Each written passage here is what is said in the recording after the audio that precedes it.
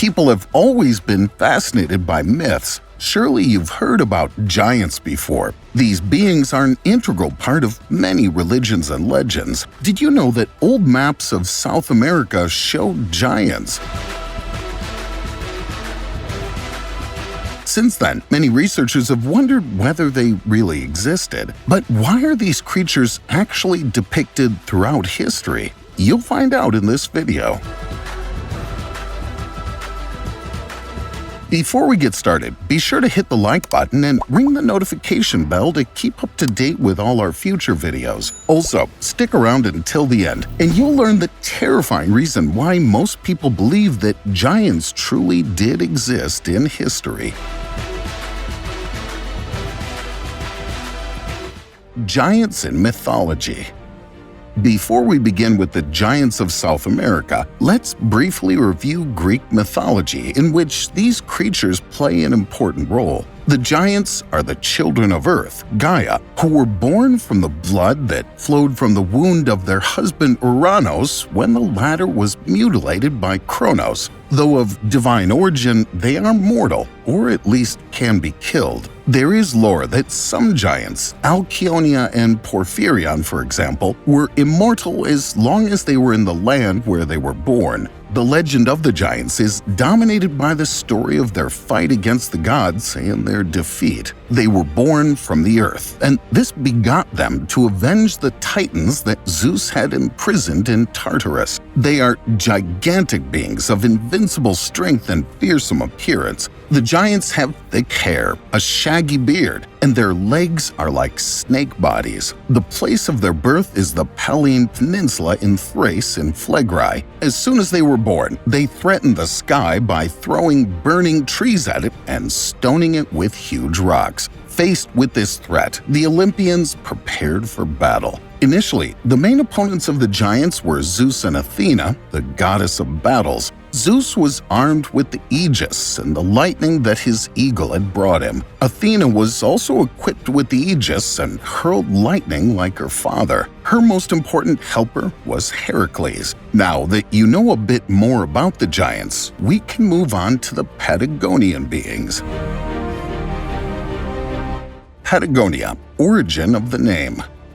The origin of the name of the Patagonian region has been the subject of much debate and investigation. In 1590, Anthony Knivet claimed to have seen 12-foot corpses in Patagonia. At the same time, a man aboard a Spanish ship recounted a violent encounter between his crew and tall, abnormal natives. His captain is said to have said, Patagon, which means Bigfoot, because of the size of the Indians' moccasins. This origin of the word Patagonia is usually accepted without further questions. Hence, the idea that the land of the big feet, Tierra de Patagones, or Patagonia, was constructed with pata, Spanish for foot. Others have claimed that the name comes from the indigenous peoples. In this assumption, they're seen as illiterate and crude, and hence patan in Spanish, patu in French, means one whose person and manners are clumsy. It's also said that Magellan, the Portuguese navigator who led the first expedition to the region, gave them this name because the Tehuelche's appearance reminded him of Patagon, the dog-headed monster from a 16th century Spanish novel. At the time, Europeans believed that giants lived in Patagonia. The New World nautical charts sometimes added the legend Regio Gigantum, Latin for region of the giants for this region. But is that true? Were there really giants? We'll see that soon. The Giants of Patagonia. Since the arrival of the first Western expeditioners in the southern latitudes of America, a few people have attracted much attention. Due to their physical characteristics, they've been referred to as giants or Patagonians. Their actual existence is recorded in countless chronicles and expedition reports over the centuries. A look into the past shows that in 1766, the Dolphin, a ship commanded by Commodore John Byron, returned to London after a circumnavigation of the world. While he was in the dock, a rumor spread that the crew of the Dolphin had encountered a tribe of 10-foot-tall giants in Patagonia. This rumor was first published in Gentleman's Magazine on May 9, 1766. Other newspapers, such as the London Chronicle, also picked up the story. Antonio Pigafetta, sailing with Captain Magellan in the 1520s, also reported an encounter with South American giants. The chronicler of the expedition wrote an account of his encounter with natives who were twice the size of a normal human being. And then, all of a sudden, we saw a huge naked man. He was on the shore of the harbor, and the man danced and sang. He also threw dust at me. The Captain General sent one of our men to the giant. The giant guided our envoy to a tiny island. The Captain General was waiting there. It was so big that we had to stretch to see it. This report is really exciting and raises several questions. For his part, Hernando de Magellan described that the giant's royal hair color was red and his voice was shrill like a bull's. Later, Magellan and his navigators learned from the natives that the giant belonged to a neighboring tribe called the Tehuelches. Remarkably, these records show that Magellan and his sailors captured two of these giants alive and brought them aboard their ship to take them to Europe. The voyage finally ended in 1522, but the intrepid Magellan died earlier in the Philippines fighting the natives, using the sea as his tomb. But his colleague, who was one of the few survivors of the trip, managed to preserve these records very well. Magellan was not mistaken when he called them giants, for they generally differ from ordinary humans, both in stature, height, and body, and in the strength of their voice. There seem to be many of them measuring 2 meters or more, much larger than the European average at the time. Later, explorers from the 18th and early 19th centuries reported the same thing. They were big people, yes, but not really giants. What is certain, however, is that the Spanish atrocities practiced there made them even more monstrous in spirit and manners, and inhospitable to dealing with any stranger who would return later. Mysterious footprint. A strange footprint has sparked speculation. The mysterious footprint is estimated to be between 200 million and 3 billion years old. This dating immediately sparked heated debate and argument. This incredible footprint was discovered by a farmer named Stoffel Kutze while hunting in 1912. Back then, the place was a deeply isolated part of South Africa known as the Eastern Transvaal, teeming with wild animals such as antelope, wildebeest, and lion. Today, the footprint is still in the same condition it was when it was first discovered. According to experts, the possibility that it's a hoax is extremely slim due to its remoteness. The erosion pattern inside the foot closely resembles the natural erosion around the footprint. It's inconceivable that a few thousand years ago someone would have decided to carve a huge footprint in the rock at this particular stage. Even today, it's difficult to find it if you don't know where it is. The real mystery is how this incredible phenomenon came about. It's a recognized geological part of South Africa and features on all geological maps, which is why this footprint is such an incredible mystery. It can be described as thick porphyry granite that's undergone several distinct cooling phases. The result is an interesting mix of large and small grains. Because of this, granite companies are willing to open up this area for quarrying granite because it's of high quality after polishing. In South African geology, this outcrop is called batholite Mpuluzi granite, and the rock is officially around 3.1 billion years old. Proof of God.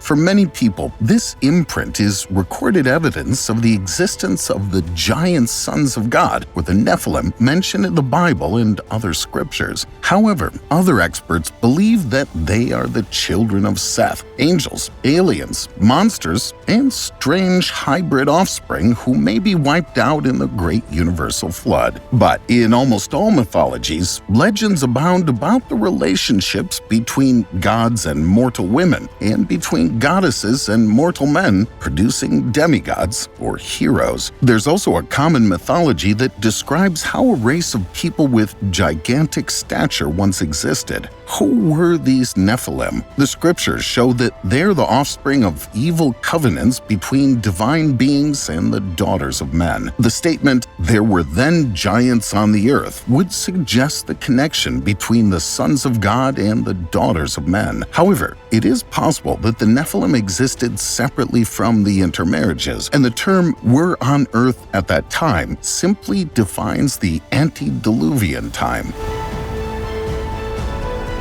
How did giants first come to Earth?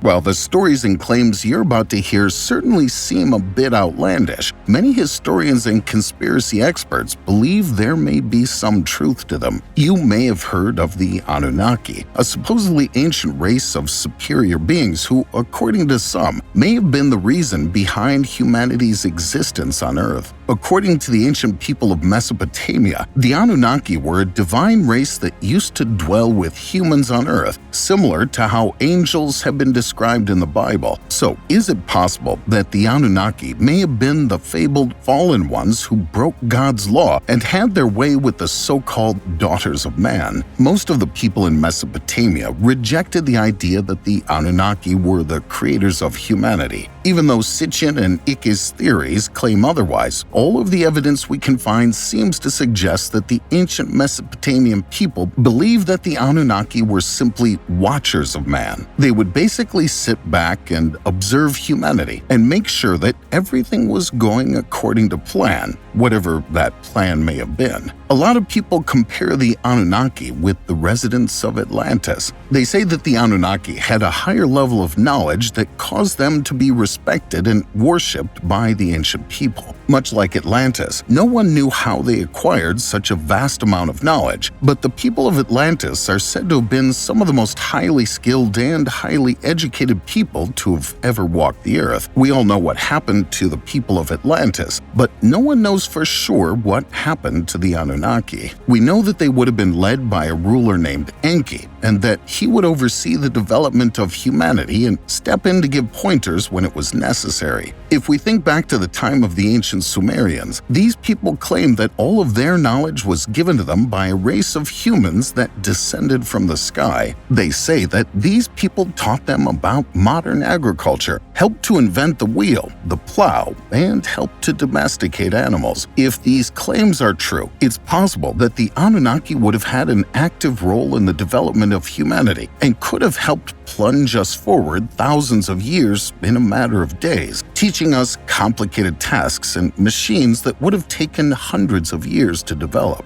This theory says that when the Anunnaki saw that humanity had begun to take a dark path, they became angry and began to destroy areas of Mesopotamia with natural disasters, which would explain why much of the area has been destroyed since ancient times.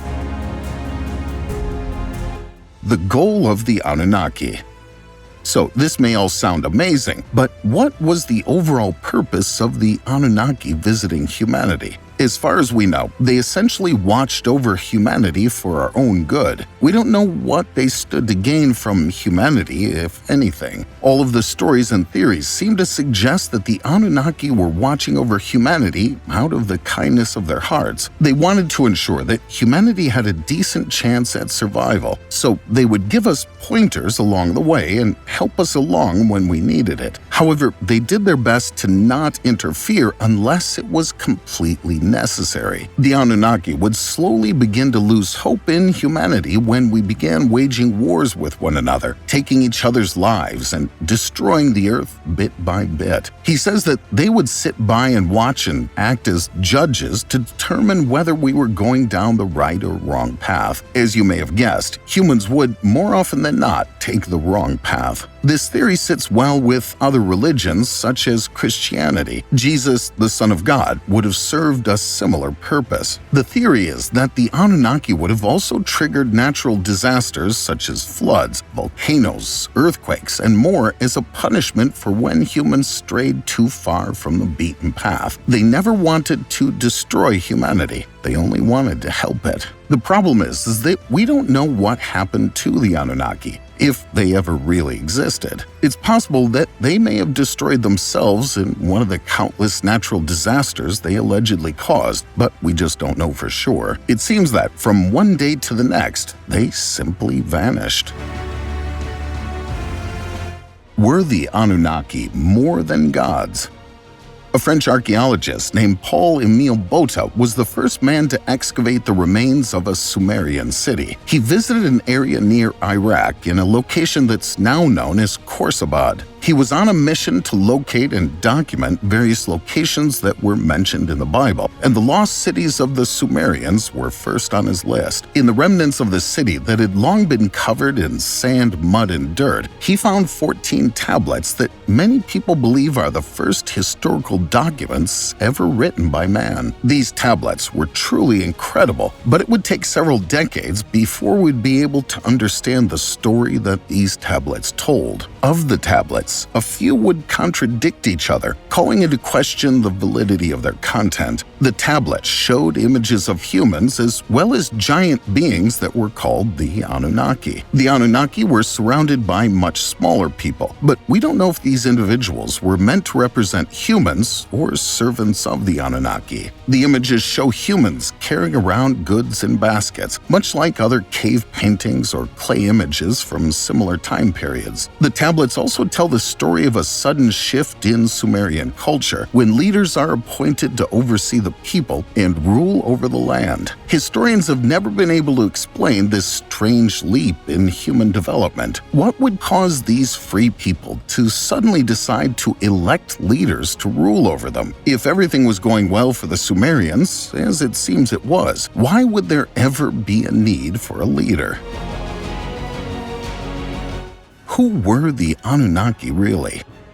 This leads many people to wonder if the Anunnaki could have been leaders of a foreign world, essentially making the Anunnaki an alien race. If these aliens ruled over other worlds, it would make sense that they would introduce leadership to humans and help them elect a leader that would take care of them the best way possible. A theory has been shared around that admittedly is a bit difficult to believe. The theory suggests that the Anunnaki were an alien race that inhabited a planet known as Nibiru. This planet would have been very well established and likely had a very high moral compass. However, the Anunnaki eventually destroyed the atmosphere on their planet and were forced to flee in search of other worlds. They would then bring back resources to their home planet of Nibiru to try to save their race from extinction. This theory claims that they visited Earth and established humanity as a way for us to harvest gold and other precious metals for them. I mean, think about it. We've been mining gold for years, and it's often considered one of the most valuable metals on Earth. Even as we speak, gold is sitting in dozens of hidden locations around the world, locked behind giant metal doors that keep the metals safe from prying eyes. If this truly is the mission for humanity, then it's possible the mission of mining gold has made its way into the highest forms of government, which is why most monetary systems around the world use gold as their foundation. The Anunnaki tablets continue on and tell the story of a separate race of people known as the Igigi. These people would have likely been the ones who were much smaller than the Anunnaki, as they're said to have been slaves. These slaves were put here to work alongside the Sumerians and mine gold, giving it back to the Anunnaki when they were done. They would have mined several areas of Mesopotamia and then sent this gold back home to Nibiru. The theory concludes that the Anunnaki were not gods as the Sumerians originally thought. Rather, they were aliens that were using Earth for its resources, then leaving us in the dark when they no longer had a use for us.